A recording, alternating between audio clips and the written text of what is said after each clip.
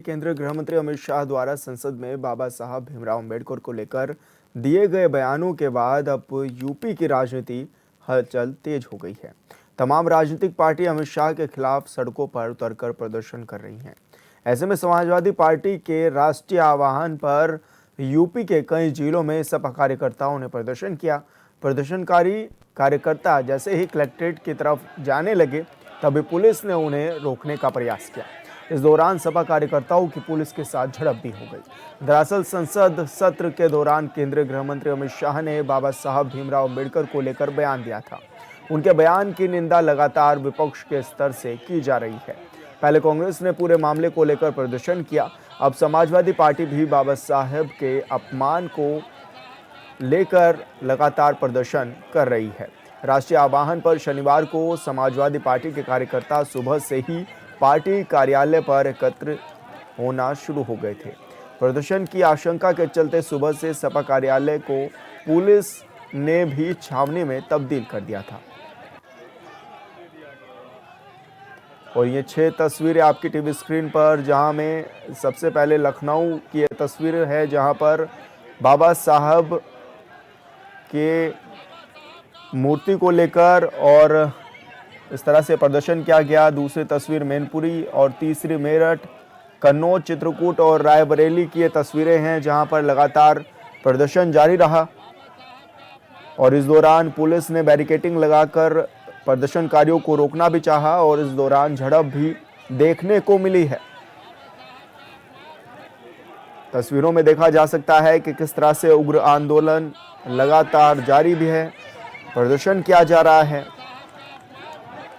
और साथ ही तस्वीरों में देखा जा सकता है कि बड़ी संख्या में पुलिस भी मौजूद है। इस दौरान प्रदर्शनकारियों को जब रोका गया तो झड़प भी पुलिस और प्रदर्शनकारियों के बीच में देखने को मिली है।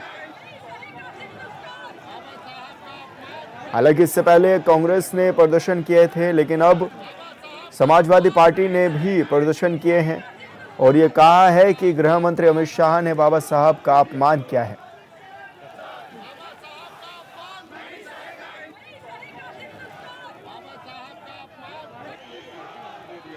तो अमित शाह के खिलाफ सपा का प्रदर्शन आज जारी रहा। प्रदेश भर में ये प्रदर्शन हुआ और तमाम जिलों की तस्वीरें, जहां लखनऊ, मैनपुरी, मेरठ, कन्नौज, चित्रकूट और रायबरेली में जोरदार प्रदर्शन देखने को भी मिला है। पुलिस ने प्रदर्शनकारियों को रोकने की भी कोशिश की और इस दौरान झड़प का सामना भी करना पड़ा। लगातार गृह मंत्री अमित शाह से इस्तीफे की भी मांग कर रहा है विपक्ष।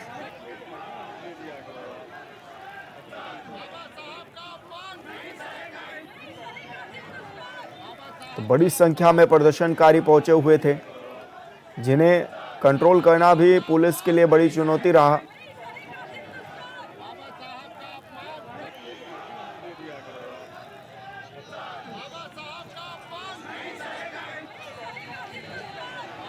सपा कार्यकर्ताओं को इस दौरान गिरफ्तार भी किया गया है। कलेक्ट्रेट जाने से रोका गया था कार्यकर्ताओं को और इस दौरान पुलिस और कार्यकर्ताओं के बीच झड़प भी देखने को मिली है।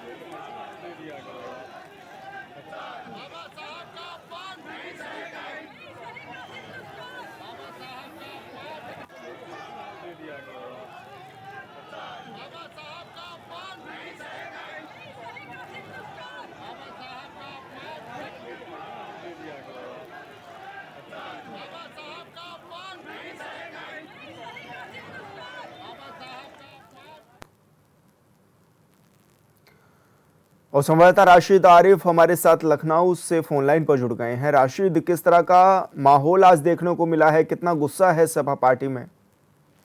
नहीं, देखिए, आपको बता दें विशाल की पूरा मामला जो है गृह मंत्री अमित शाह के बयान के बाद में जो पूरे देश में एक राजनीति गर्म है। देखिए, आपको बता दें कि गृह मंत्री अमित शाह ने राज्यसभा में जो बयान दिया था बाबा भीमराव अंबेडकर को लेकर, देखिए एक बार बता दें कि अगर पूरे उस बयान को अमित शाह के सुना जाए तो पूरे बयान में उन्होंने अंबेडकर की जो लगातार विपक्ष बात करता था, उस बात को उन्होंने उठाते हुए कहा कि अब फैशन बन गया है कि आमतौर से लोग अंबेडकर का नाम लेते। उनकी भावना ये थी लेकिन कहीं ना कहीं विपक्ष ने इस बार उस मुद्दे को पुरजोर तरीके से उठाया है। उत्तर प्रदेश की अगर बात की जाए पूरे देश के बाद में, तो उत्तर प्रदेश की विधानसभा सत्र के आखिरी दिन भी जो है समाजवादी पार्टी की तरफ से लगातार प्रदर्शन बाबा भीमराव अम्बेडकर की तख्ती लेके किया गया। वही बता दें, उत्तर प्रदेश के अलग अलग जिलों में प्रदर्शन हो रहा है। वहीं आज समाजवादी पार्टी ने जो है अपने जिला कार्यालय से और जिला अधिकारी के कार्यालय तक पैदल यात्रा निकालने की बात रखी और बाबा भीमराव अम्बेडकर की जो है वो तस्वीर लेकर नारेबाजी करते रहे कि ये देश जो है बाबा भीमराव अम्बेडकर का जो है वो अपमान नहीं सहेगा। देखिए विशाल, एक बात आपको बता दें कि कहीं ना कहीं ये माना जा रहा है कि बाबा भीमराव अम्बेडकर को लेकर जिस तरह की राजनीति पूरे देश में गरमाई हुई है, तो विपक्ष लगातार इस मुद्दे को जारी रखना चाहता है। जबकि अमित शाह जो गृह मंत्री हैं, उन्होंने 2 बार मीडिया के सामने आके इस बात का खंडन किया है कि बाबा भीमराव अम्बेडकर के बारे में देश का कोई भी नागरिक कुछ नहीं कह सकता है। हालांकि उनकी जो है जो सरकार थी, जो कांग्रेस की, उस सरकार में उनका बड़ा अपमान हुआ है। हालांकि भारतीय जनता पार्टी ने उनके तीर्थ स्थल बनवाए, तो काफी तरह के उनके सम्मान की जो है वो कार्य किए और भारत रत्न दिया गया। तो कहीं ना कहीं देखिए ये मुद्दे को अब विपक्ष पूरी तरह से गरमाए हुए है। अभी आपको बता दें, कांग्रेस लगातार प्रदर्शन कर रही थी और लगातार प्रदर्शन कर रही है। वहीं समाजवादी पार्टी का प्रदर्शन आज अलग अलग जिलों में देखने को मिला, राजधानी लखनऊ के में देखने को मिला और तमाम जिलों में देखने को मिला।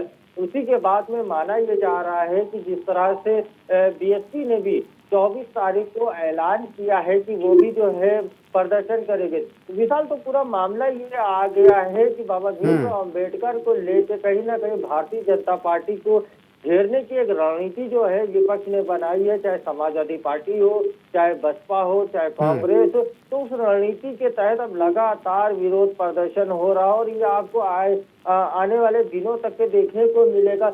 क्योंकि ये मुद्दा ऐसा है कि अगर देश की बात की जाए तो देश में सबसे ज्यादा जो है दलित और पिछड़े लोग हैं, और अगर उत्तर प्रदेश की बात की जाए तो उत्तर प्रदेश में 25 करोड़ की लगभग आबादी है। तो कम से कम इसमें मान लीजिए ज्यादा हिस्सा जो है वो कहीं ना कहीं दलित, पिछड़े, आदिवासियों का है। तो ये मुद्दे को लेकर कहीं ना कहीं अब सरकार को जो है पूरी तरह से घेरने की कोशिश की जा रही है और माना यह भी जा रहा है कि इस मुद्दे को लेकर अभी और हंगामा देखने को मिलेगा। जी विशाल। राशिद, जब इलेक्शन लड़ा जाता है तो दोनों पार्टियां इकट्ठा होकर इलेक्शन लड़ती है, लेकिन जब प्रदर्शन की बारी है तो अलग अलग क्यों प्रदर्शन किए जा रहे हैं राज्य के अंदर, कि पहले कांग्रेस ने किया और अब समाजवादी पार्टी ने किया?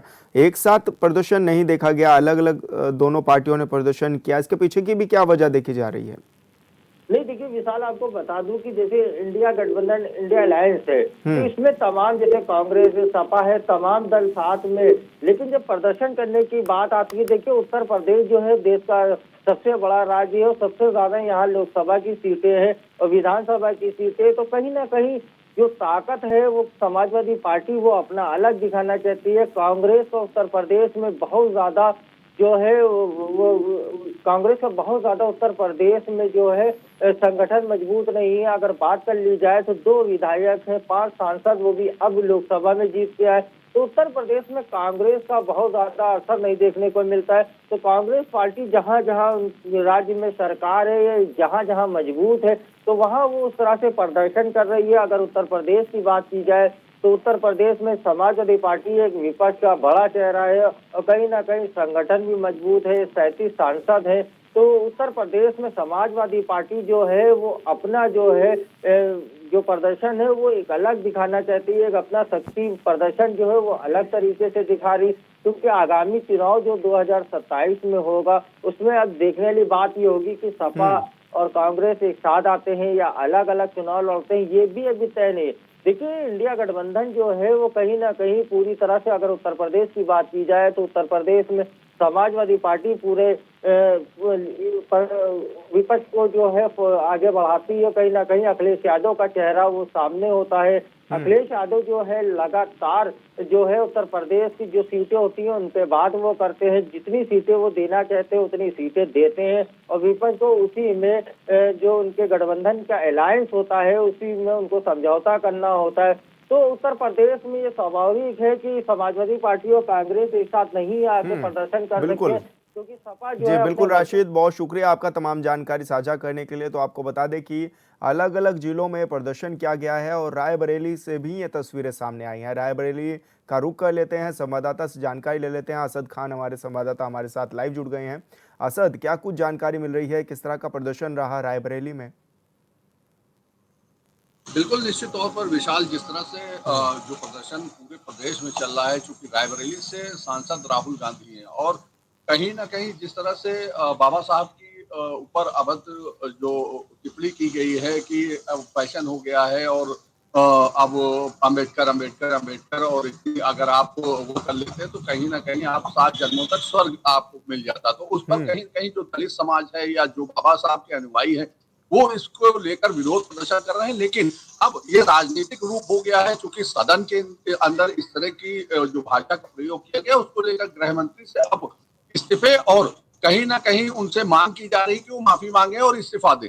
तो हुँ, रायबरेली की जो तस्वीर है वो इसलिए अलग होती है क्योंकि यहाँ गांधी का गढ़ होता है। यहाँ पर राहुल गांधी सांसद होते हैं, उनकी माँ 5 साल तक यहाँ सांसद रही, चाहे वो इंदिरा गांधी हो, राहुल गांधी, क्या नाम है, राजीव गांधी हो, चाहे फिर उसके बाद फिरोज गांधी हो। तो लगातार ये एक कड़ी सी बनती चली आ रही है। और चाहे अगर विगत दिनों जो लोकसभा के चुनाव हुए और रिजल्ट की अगर बात की जाए तो ऐतिहासिक जीत यहाँ सर राहुल गांधी ने दर्ज की। और उसके बाद जो अमेठी है तो वहां से उनके जो प्रतिनिधि थे केएल शर्मा, वो सांसद बने और स्मृति ईरानी केंद्रीय मंत्री को हराने के बाद वो सांसद बने।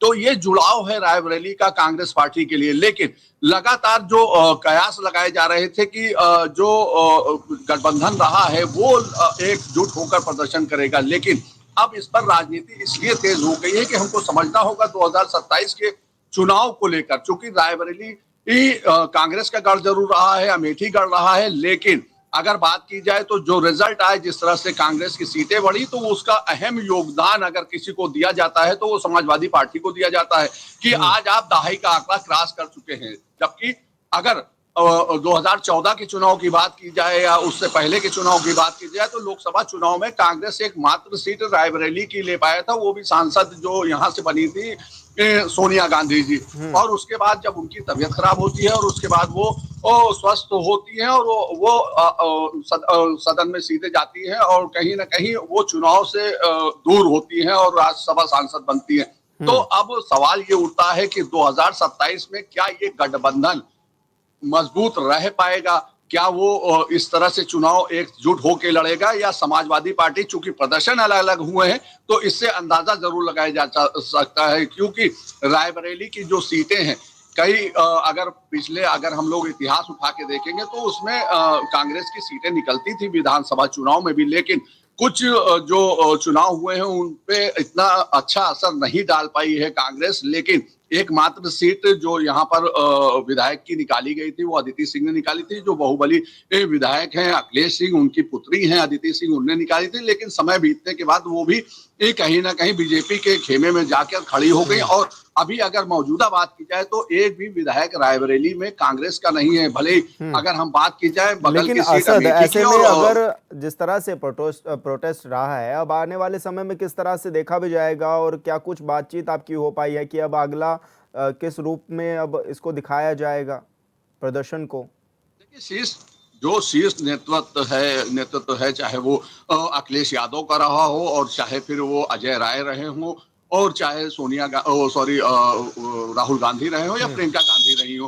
तो उनके तरफ से अभी इस तरह की कोई आधिकारिक पुष्टि नहीं आई है कि या कोई ऐसा आधिकारिक बयान नहीं आया है कि हम सपा के साथ नहीं हैं और प्रदर्शन नहीं करेंगे। लेकिन यहाँ पर बात जो है वो संविधान रचयिता जो डॉक्टर भीमराव अंबेडकर की है और उनके साथ जुड़े हुए दलित समाज की है या पिछड़े वर्ग की है या अल्पसंख्यक की है, जो उनके साथ जुड़े हुए हैं वो इस पर नाराजगी जता रहे हैं। तो कहीं ना कहीं ये असर डालेगा 2027 के चुनाव में। क्योंकि भारतीय जनता पार्टी की अगर बात की जाए तो वहां पर मुसलमान जो वोटर हैं वो खसकते हुए दिखाई देते हैं। लेकिन अगर 2027 में ये कहीं ना कहीं अगर बड़ा रूप लेता रहा और लगातार इस तरह के प्रदर्शन होते रहे तो भारतीय जनता पार्टी को एक नुकसानदायक जरूर होगा। चूंकि कि जो भीमराव अंबेडकर, बाबा भीमराव अंबेडकर के साथ जुड़े अनुयायी हैं वो बड़ी संख्या में है, दलित समाज बड़ी संख्या में है और पिछड़ा वर्ग बड़ी संख्या में है, अल्पसंख्यक समाज जो है वो अगर एकजुट होकर और किसी और पार्टी की तरफ कूच करता है तो कहीं ना कहीं उसको